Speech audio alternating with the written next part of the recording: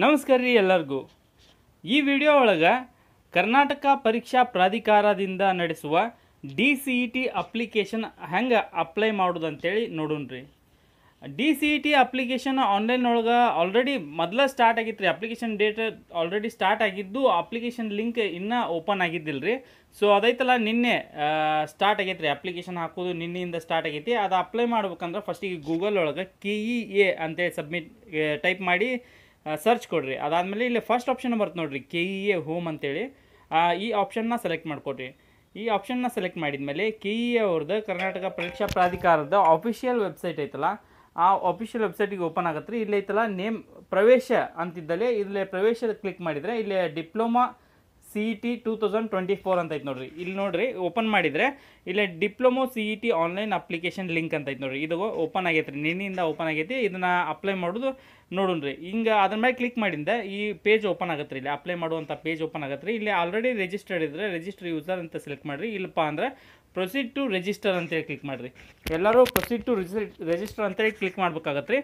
So ಈ ಥರ next ಐತಲ್ಲ ಇಲ್ಲಿ ನೀವು SSLC ಮುಗಿದೈತನ ಅಂತ ಕೇಳ್ತೀರಿ. ಫಸ್ಟಿಗೆ ಅದು ಹೌದು ಅಂತೇಳಿ ಟೈಪ್ ಮಾಡಿ ನಿಮ್ಮ SSLC ರಿಜಿಸ್ಟ್ರೇಷನ್ ನಂಬರ್ನ ಇಲ್ಲೇ ಟೈಪ್ ಮಾಡ್ಬೇಕಾಗತ್ತೆ ರೀ. ಟೈಪ್ ಮಾಡಿ ಇಲ್ಲೇ ವೆರಿಫೈ ಅಂತ ಕ್ಲಿಕ್ ಮಾಡಿರಿ. ವೆರಿಫೈ ಅಂತ ಕ್ಲಿಕ್ ಮಾಡಿದ್ಮೇಲೆ ನಿಮ್ಮ SSLC ಎಲ್ಲಿರುವಂಥ ಮಾರ್ಕ್ಸ್ ಕಾರ್ಡ್ನಲ್ಲಿರುವಂಥ ಎಲ್ಲ ಡೀಟೇಲ್ಸ್ ಇಲ್ಲೇ ಪೆಂಚ್ ಆಗತ್ತೆ ರೀ.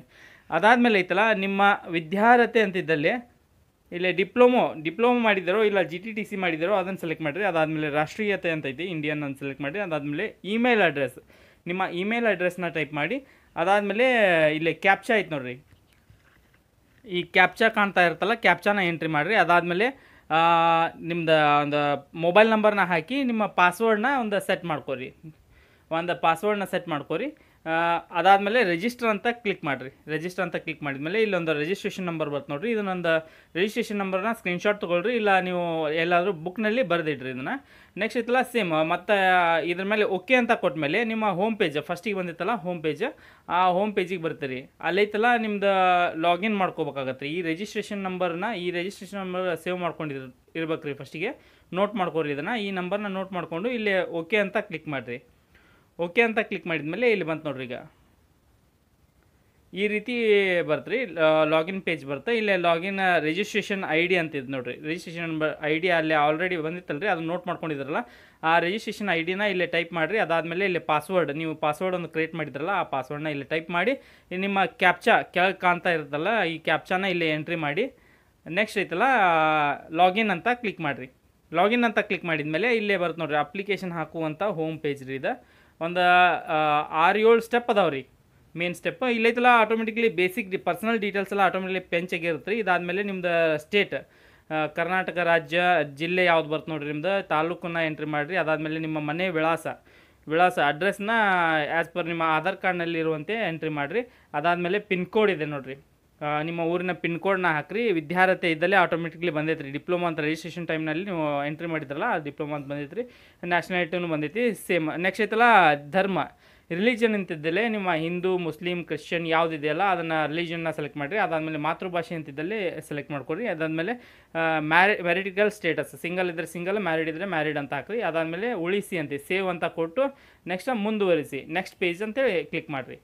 ಕ್ಲಿಕ್ ಮಾಡಿದ್ಮೇಲೆ ನೆಕ್ಸ್ಟ್ ಡೀಟೇಲ್ಸಿಗೆ ಬರ್ತೀರಿ. ಇಲ್ಲಿ ನೋಡಿರಿ ಮೇನ್ ಆಗಿ ಐತಲ್ಲ ಜನರಲ್ ಡೀಟೇಲ್ಸ್ ಅಂತ, eligible status, reservation, study details, bank details, document upload, course details, payment, ಈ ಟೈಪ್ ಒಂದು 7 ಸ್ಟೆಪ್ ಅದಾವೆ ರೀ.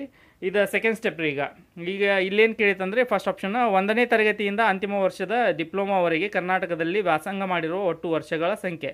ಅಂದರೆ ಫಸ್ಟ್ ಸ್ಟ್ಯಾಂಡರ್ಡಿಂದ ನೀವು ಡಿಪ್ಲೊಮಾ ಮುಗಿಯುವವರೆಗೂ ನೀವು ಕರ್ನಾಟಕದಲ್ಲಿ ಎಷ್ಟು ವರ್ಷಗಳ ಕಾಲ ಸ್ಟಡಿ ಮಾಡಿದಿರ. ಆಲ್ಮೋಸ್ಟ್ 1 to ಇಲ್ಲಿ ಡಿಪ್ಲೊಮಾ ಮಟ್ಟ ಕಂಪ್ಲೀಟ್ ಅಂದರೆ 13 ವರ್ಷ ಆಗುತ್ತೆ ರೀ ನಿಮ್ಮದು. 13 ವರ್ಷ ಅಂತ ಸೆಲೆಕ್ಟ್ ಮಾಡ್ಬೇಕಾಗತ್ತೆ. 13 ವರ್ಷನೂ ಕರ್ನಾಟಕ. ಅದಾದಮೇಲೆ ಅರ್ಹತಾ ಪರೀಕ್ಷೆ, ಡಿಪ್ಲೊಮೊ ಬೋರ್ಡ್, ನಿಮ್ಮ ಡಿಪ್ಲೊಮೊ ಕಂಪ್ಲೀಟ್ ಮಾಡಿದ್ರಲ್ಲ ಅದ್ರ ಬೋರ್ಡ್ ಯಾವ್ದು ಬರುತ್ತೆ, ಬೋರ್ಡನ್ನು ಸೆಲೆಕ್ಟ್ ಮಾಡಿರಿ. ಅದಾದಮೇಲೆ ಇಲ್ಲಿ ನಿಮ್ಮದು ಕೋರ್ಸ್ ಕಾಂಬಿನೇಷನ್ ಯಾವುದಿತ್ತು, ಡಿಪ್ಲೊಮೊ ಒಳಗೆ ನೀವು ಸ್ಟಡಿ ಮಾಡಿದಂಥ ನಿಮ್ಮ ಯಾವ ಬ್ರ್ಯಾಂಚ್ ಒಳಗೆ ಸ್ಟಡಿ ಮಾಡಿದರೆ. ಎಕ್ಸಾಂಪಲ್ E&E ಈ ರೀತಿ ಭಾಳ ಅದಾವ್ರಿ. ಇಲ್ಲೇ ಯಾವ್ದು ನೋಡಿರಿ ನಿಮ್ದು ಕರೆಕ್ಟಾಗಿ ಕೋರ್ಸ್ನ ಸೆಲೆಕ್ಟ್ ಮಾಡ್ಕೊಳ್ರಿ. ಇಲ್ಲೇ ಸೆಲೆಕ್ಟ್ ಮಾಡ್ಕೊಂಡು ನೆಕ್ಸ್ಟ್ ಡಿಪ್ಲೊಮಾ ವಿದ್ಯಾರ್ಥಿ ಸಂಖ್ಯೆ, ನಿಮ್ಮ ರಿಜಿಸ್ಟ್ರೇಷನ್ ನಂಬರ್, ಡಿಪ್ಲೊಮಾ ಒಳಗೆ ನೀವು ಡಿಪ್ಲೊಮಾ ಕಂಪ್ಲೀಟ್ ಮಾಡಿದಾರಲ್ಲ ಅಲ್ಲಿ ಡಿಪ್ಲೊಮಾದಲ್ಲಿ ಒಂದು ರಿಜಿಸ್ಟ್ರೇಷನ್ ನಂಬರ್ ಇರುತ್ತೆ ನಿಮ್ಮದು ಕಾಲೇಜ್ನಲ್ಲಿ, ಆ ರಿಜಿಸ್ಟ್ರೇಷನ್ ನಂಬರ್ನ ಇಲ್ಲಿ ಎಂಟ್ರಿ ಮಾಡಿರಿ. ಅದಾದಮೇಲೆ ತೇರ್ಗಡೆಯಾದ ವರ್ಷ, ಡಿಪ್ಲೊಮಾ ನೀವು ಯಾವ ಇಯರ್ನಲ್ಲಿ ಪಾಸ್ ಆಗಿದ್ದೀರಾ, ಪಾಸ್ ಆದಂತಹ ವರ್ಷನ ಎಂಟ್ರಿ ಮಾಡಿರಿ. ಅದಾದಮೇಲೆ ಇಲ್ಲಿ ಏನು ಕೇಳಿದಾರೆ, ನೀವು ಡಿಪ್ಲೊಮಾ ತೇರ್ಗಡೆ ಆದ ಜಿಲ್ಲೆ, ಯಾವ ಡಿಸ್ಟಿಕ್ ಒಳಗೆ ನೀವು ಡಿಪ್ಲೊಮಾನ ಕಂಪ್ಲೀಟ್ ಮಾಡಿದ್ದೀರಾ ಆ ಡಿಸ್ಟಿಕ್ನ ಸೆಲೆಕ್ಟ್ ಮಾಡಿರಿ. ನೀವು ವ್ಯಾಸಂಗ ಮಾಡಿರುವ ಶಾಲೆಯ ವಿವರ, ಶಾಲೆ ಯಾವುದಾಗೈತೆ ರೀ, ಪ್ರೈವೇಟು, ಏಡೆಡ್ಡು, ಇಲ್ಲ ಗೌರ್ಮೆಂಟ್ ಆಫ್ ಕರ್ನಾಟಕದ ಕಾಲೇಜು, ಯಾವ ಕಾಲೇಜ್ ಇತ್ತಾ ಅದನ್ನು ಸೆಲೆಕ್ಟ್ ಮಾಡಿರಿ. ನೀವು ಹಿಂದಿನ ವರ್ಷ CET ಪರೀಕ್ಷೆ ಬರೆದಿದ್ದೀರಾ, ಹಾಜರಾಗಿದ್ದೀರಾ. ಎಸ್ ಅಂದರೆ ಎಸ್ ಕೊಡ್ರಿ, ನೋ ಅಂದರೆ ನೋ ಕೊಡ್ರಿ. ಬರೆದಿದ್ರೆ ಎಸ್ ಅಂತ ಕೊಟ್ಟು ನಿಮ್ಮ ಏನಪ್ಪ ಅಂದರೆ CET ಅಡ್ಮಿಷನ್ ಟಿಕೆಟ್ ನಂಬರ್ ಕೇಳಿತು ನೋಡಿರಿ, ಹಾಲ್ ಟಿಕೆಟ್ ನಂಬರ್ನ ಕೇಳ್ತಿ, ಆ ನಂಬರ್ನ ಇಲ್ಲೇ ಎಂಟ್ರಿ ಮಾಡ್ಬೇಕಾಗತ್ತೆ. ಇಲ್ಲಾಂದ್ರೆ ನೋ ಅಂತ ಕೊಡ್ರಿ. ಇಲ್ಲ ಹಾಜರಾಗಿದ್ದರೆ ಹಾಜರಾದಂಥ ವರ್ಷನೂ ಎಂಟ್ರಿ ಮಾಡ್ಬೇಕಾಗತ್ತೆ. ವರ್ಷ ಎಂಟ್ರಿ ಮಾಡಿ ನೀವು CET ಅಡಿಯಲ್ಲಿ ಸೀಟು ಪಡೆದಿದ್ದೀರಾ. ನೀವೇನಾದರೂ ಹೋದ ಸಲ CET ಬರೆದು ಮತ್ತೇನು ಕಾಲೇಜಿನ ಸೀಟ್ ತೊಗೊಂಡಿದ್ರೆ ಎಸ್ ಅಂತ ಕೊಡ್ರಿ, ಇಲ್ಲಪ್ಪ ನೋ ಅಂತ ಕೊಡ್ರಿ.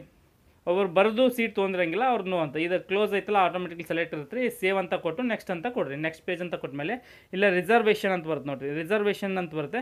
ರಿಸರ್ವೇಷನ್ ನೀವು GM ಹೊರತುಪಡಿಸಿ ಬೇರೆ ವರ್ಗದ ಕ್ಲೈಮ್ ಮಾಡಲು ಬಯಸುವಿರಾ. ನೀವೇನಾದರೂ SC ST 2A 2B ಯಾವುದಾದ್ರೂ ಕ್ಯಾಟಗರಿ ಇತ್ತಂದ್ರೆ ನೀವು ಎಸ್ ಅಂತ ಕೊಡ್ಬೇಕಾಗತ್ತೆ ರೀ. ಯಾವುದೂ ಇಲ್ಲಪ್ಪ ನಾನು GM ಇದ್ದೇನೆ, GMನಲ್ಲೇ ತೊಗೊತೇನೆ ಅಂದರೆ ನೋ ಅಂತ ಇದೆ ರೀ, ನೋ ಅಂತಲೇ ಇರಲಿ.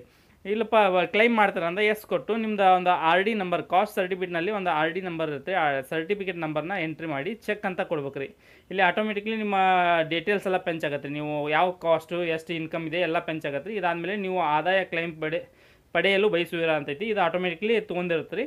ನೆಕ್ಸ್ಟ್ ಇತ್ತಲ್ಲ ನೀವು ಕಲ್ಯಾಣ ಕರ್ನಾಟಕ ಕಲಂ ಮೀಸಲಾತಿ ಬಯಸುವಿರಾ, ಈ HK ಇದ್ದವ್ರು ಇದ್ದರೆ ಎಸ್ ಅಂತ ಕೊಡ್ರಿ, ಇಲ್ಲ ನೋ ಅಂತ ಕೊಡ್ರಿ.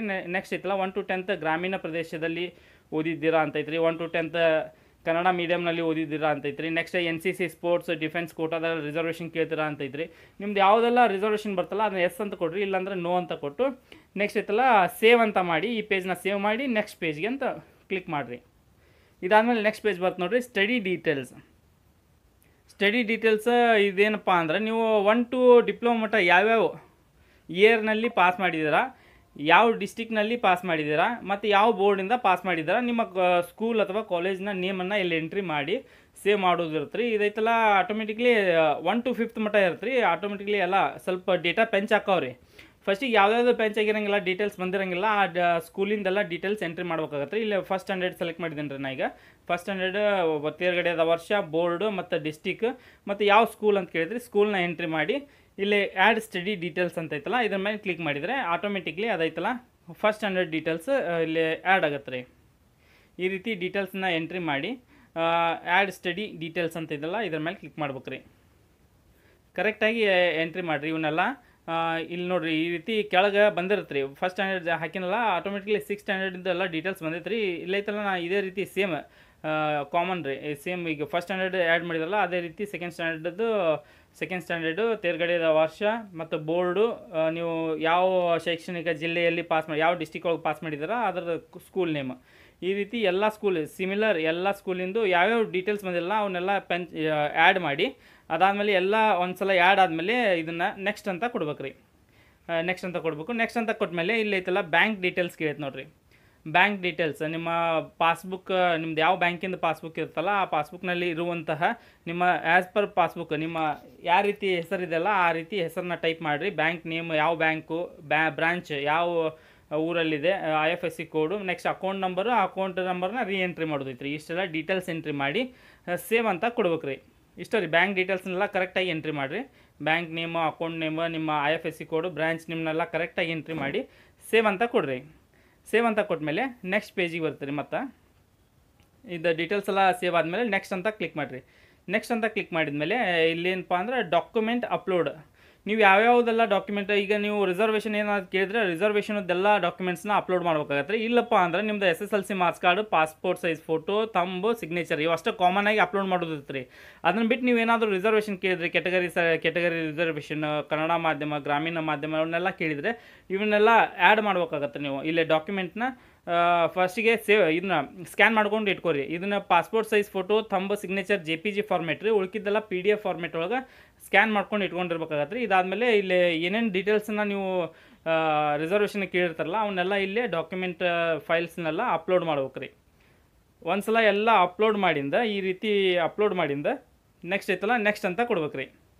ನೆಕ್ಸ್ಟ್ ಅಂತ ಕೊಟ್ಮೇಲೆ ಇಲ್ಲೈತಲ್ಲ ಕೋರ್ಸ್ ಡೀಟೇಲ್ಸ್ ಬರ್ತದೆ ನೋಡಿರಿ. ನೀವು ಯಾವುದು ಎಕ್ಸಾಮ್ ಬರೆಯೋಕೆ ಹೊಂಟ್ರಿ, ಇದೈತಲ್ಲ ಡಿಪ್ಲೊಮಾ CET ಲ್ಯಾಟ್ರಲ್ ಎಂಟ್ರಿ ಸಂಬಂಧ ಈ ಎಕ್ಸಾಮ್ ಬರೆಯತ್ರಿ. ಇದನ್ನು ಕ್ಲಿಕ್ ಮಾಡ್ಕೊಂಡು ಇದನ್ನು ಸೆಲೆಕ್ಟ್ ಮಾಡ್ಕೊಂಡು ಇಲ್ಲಿ ಅಪ್ಲೈ ಅಂತ ಕೊಡ್ಬೇಕು ರೀ.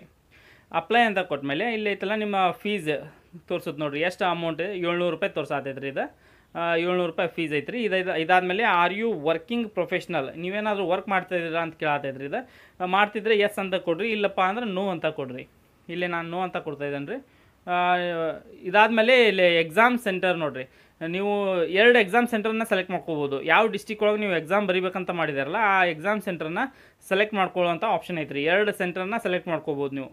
ಫಸ್ಟ್ ಪ್ರಯಾರಿಟಿ ಒಂದು, ಸೆಕೆಂಡ್ ಪ್ರಯಾರಿಟಿ ಒಂದು. ಆಲ್ಮೋಸ್ಟ್ ಫಸ್ಟ್ ಪ್ರಯಾರಿಟಿ ಬರ್ತೀರಿ. ಅದೇನು ಬರಲಿಲ್ಲಪ್ಪ ಅಂದರೆ ಇನ್ ಕೇಸ್ ಅಲ್ಲಿ ಫುಲ್ ಆಗಿದ್ದು ಅಂದರೆ ಎಕ್ಸಾಮ್ ಸೆಂಟರ್ಸ್ ಸೆಕೆಂಡ್ ಪ್ರಯಾರಿಟಿ ಕೊಡ್ತೈತೆ ರೀ. ಇದಾದಮೇಲೆ ಸಬ್ಮಿಟ್ ಅಂತ ಕೊಡ್ಬೇಕು ರೀ. ಇಲ್ಲೇ ಸಬ್ಮಿಟ್ ಅಂತ ಕೊಟ್ಮೇಲೆ ಇಲ್ಲಿಗೆ ಆಲ್ಮೋಸ್ಟ್ ಅಪ್ಲಿಕೇಶನ್ ಕಂಪ್ಲೀಟ್ ಆದಂಗೆ ರೀ. 90% ಕಂಪ್ಲೀಟ್ ಆದಂಗೆ. ಇಲ್ಲೈತಲ್ಲ ನೀವು ಬೇಕಾದರೆ click to download draft application copy, ಇಲ್ಲಿ ಕ್ಲಿಕ್ ಮಾಡ್ಕೊಂಡು ಒಂದು PDF ಡೌನ್ಲೋಡ್ ಆಗುತ್ತೆ ರೀ.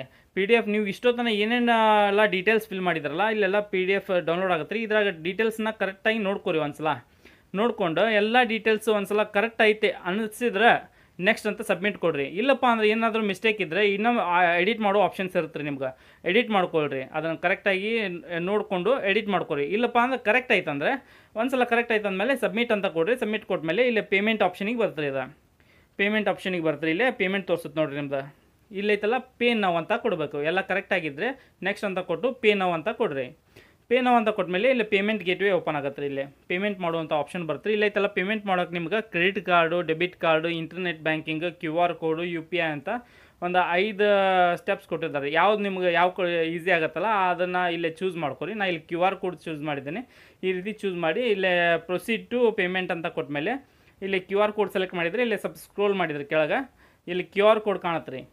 ಈ QR ಕೋಡ್ನ ಸ್ಕ್ಯಾನ್ ಮಾಡಿ ಈಸಿಯಾಗಿ ಪೇಮೆಂಟ್ ಮಾಡ್ಬೋದು ರೀ. ನೀವು ಇದನ್ನು ಒಂದು ಸಲ ಸ್ಕ್ಯಾನ್ ಮಾಡಿ ಪೇಮೆಂಟ್ ಮಾಡಿದ್ಮೇಲೆ ಟ್ರಾನ್ಸಾಕ್ಷನ್ ಕಂಪ್ಲೀಟ್ ಆದಮೇಲೆ ನೆಕ್ಸ್ಟ್ ಏನಪ್ಪ ಅಂದರೆ ಇಲ್ಲಿ ಡೈರೆಕ್ಟಾಗಿ ಟ್ರಾನ್ಸಾಕ್ಷನ್ ಕಂಪ್ಲೀಟೆಡ್ ಅಂತ ಬರ್ತೀರಿ. ಒಂದು ಪೇಮೆಂಟ್ ರೆಸಿಪ್ಟ್ ಬರುತ್ತೆ. ಇದನ್ನ ರೆಸಿಪ್ಟನ್ನು ಪ್ರಿಂಟ್ ಮಾಡ್ಕೊಳ್ರಿ, ಇಲ್ಲ PDF ಮಾಡಿ ಸೇವ್ ಮಾಡ್ಕೊಳ್ರಿ. ಇದಾದಮೇಲೆ ಐತಲ್ಲ ನೆಕ್ಸ್ಟ್ ಅಂತ ಕೊಡ್ಬೇಕು ರೀ. ನೆಕ್ಸ್ಟ್ ಅಂತ ಕೊಟ್ಮೇಲೆ ಇಲ್ಲಿ ಐತೆ ನೋಡಿರಿ, click to print final application. ಇಲ್ಲಿಗೆ ನಿಮ್ಮ DCET ಅಪ್ಲಿಕೇಶನ್ ಕಂಪ್ಲೀಟಾಗಿ ಸಬ್ಮಿಟ್ ಆತ್ರಿ. ಇದನ್ನೈತಲ್ಲ ನೀವು ಸೇವ್ ಮಾಡ್ಕೊಂಡು ಇಟ್ಕೋಬೋದು, ಇಲ್ಲ ನಿಮ್ಮ ಕಸ್ಟಮರ್ಗೆ ಪ್ರಿಂಟ್ಔಟ್ ತೆಗೆದುಕೊಡ್ಬೋದು ರೀ. ಇಷ್ಟ ಈಸಿಯಾಗಿ ಅಪ್ಲಿಕೇಶನ್ನ ಹಾಕ್ಬೋದು ರೀ. ಇದೇ ರೀತಿ ಮುಂದೆ ಬರುವಂಥ ವೀಡಿಯೋ ನೋಡೋಕೆ ನಮ್ಮ ಚಾನಲ್ನ ಸಬ್ಸ್ಕ್ರೈಬ್ ಮಾಡಿರಿ, ಬೆಲ್ ಬಟನ್ನ ಒತ್ತಿ.